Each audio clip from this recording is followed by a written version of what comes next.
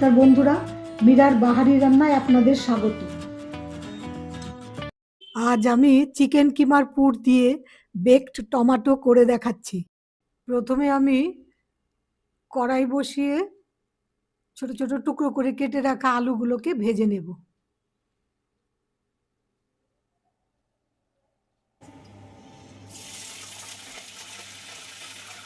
এখানে আমি একটা আলু ব্যবহার করেছি।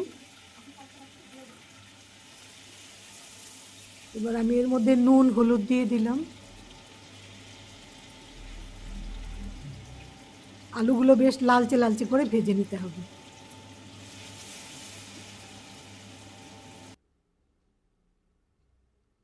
আলুগুলো ভাজা হয়ে গেছে।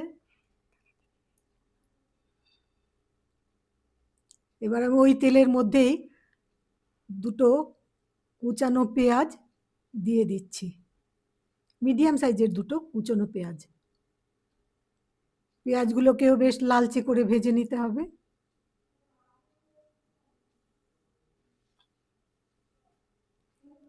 এবার আমি রসুন, কাঁচা লঙ্কা আর আদা একসঙ্গে বেটে নিয়েছিলাম, সেইগুলোকে দিয়ে আবার কষিয়ে নিচ্ছি।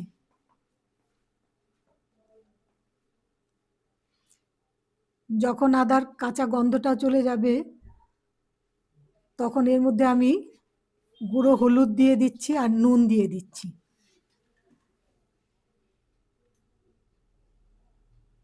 নুন ঝাল আপনারা নিজেদের টেস্ট অনুযায়ী দেবেন। আর এই চিকেন কিমাটা, এখানে 500 গ্রাম চিকেন কিমা রয়েছে। চিকেন কিমাটার মধ্যে আমি রান্না শুরুর আগেই ভিনিগার আর নুন দিয়ে মাখিয়ে রেখেছিলাম। এবার পেঁয়াজ আদা রসুন কষানো এর সঙ্গে চিকেন কিমাটা দিয়ে ভালো করে কষিয়ে নেব।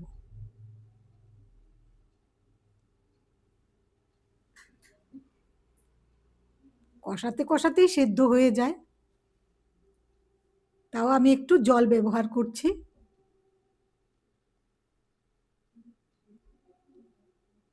কারণ টুকরোগুলো খুব ছোট নয়, একটু বড় টুকরো রয়েছে। ঢাকা দিয়ে দিলাম। জলটা শুকিয়ে এসছে। তারপরে এবার আমি হাতা দিয়ে একটু ছোট ছোট করে আরো মিশিয়ে দিচ্ছি। কিমাটা ওই ভাজা হয়ে গেছে। এবার আমি ভাজা আলুগুলো দিয়ে দিলাম। আলুগুলো দিয়ে একসঙ্গে ভালো করে মিক্স করে দিচ্ছি। সেদ্ধ কড়াইশুঁটি দিয়ে দিলাম, এক মুঠো মতো সেদ্ধ কড়াইশুঁটি। বাদাম ভাজা, চিনে বাদাম ভাজা 2 টেবিল চামচ দিয়ে দিলাম। এবার সব একসঙ্গে মিক্স করে আমি কষাতে থাকব। এবার কষানোর সময় বেশ খানিকটা ধনেপাতা, কুচানো ধনেপাতা দিয়ে দিচ্ছি। রান্নার সময় ধনেপাতাটা দিয়ে দিলে গন্ধটাও ভালো হয়। এবার আমি একটুখানি চিকেন মশলা দিয়ে দিলাম। চিকেন মশলাটা দিলেও গন্ধটা বেশ ভালো হয়।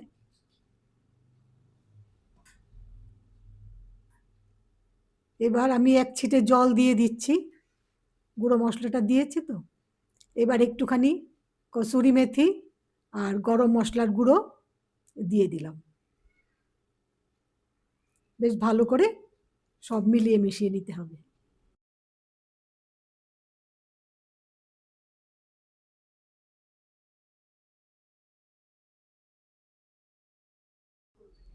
এবার খানিকটা যেটুকু ধনেপাতা বেঁচে ছিল সেইগুলো আবার দিয়ে মিশিয়ে নিচ্ছি।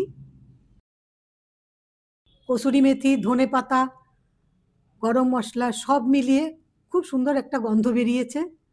এবার ঢাকা দিয়ে রাখছি, গন্ধটা খানিকক্ষণ থাকুক। তারপরে আমি এবার এটাকে নামিয়ে নিচ্ছি। বেক টমেটোর জন্য আমার কিমার পুর রেডি।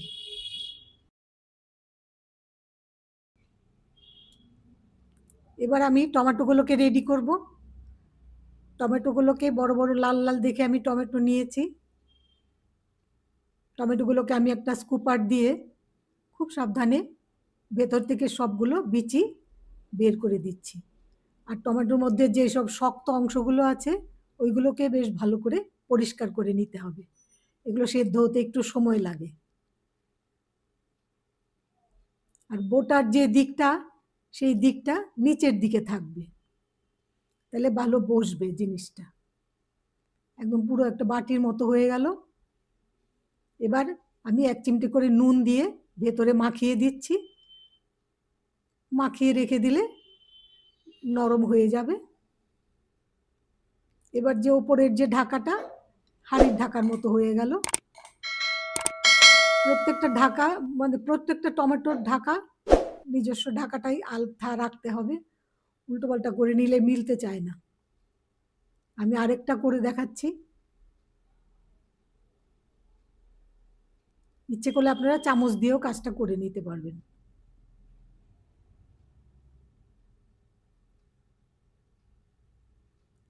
এই পাল্পগুলো, টমেটোর পাল্পগুলোকে একটু সেদ্ধ করে ছাঁকনি দিয়ে ছেঁকে টমেটো বীজগুলোকে আলাদা করে এটা রান্নায় টমেটো পিউরি হিসেবে ব্যবহার করা যাবে।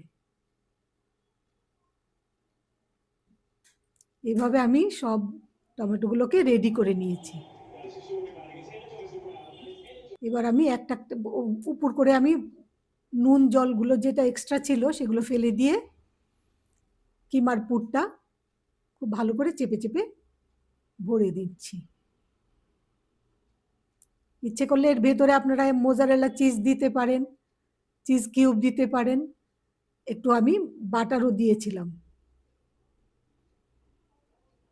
দিয়ে ঢাকাটা দিয়ে আমি এবার একটা বেকিং ট্রেতে ফয়েল লাগিয়ে সব তৈরি জিনিসগুলোকে সাজিয়ে রাখছি।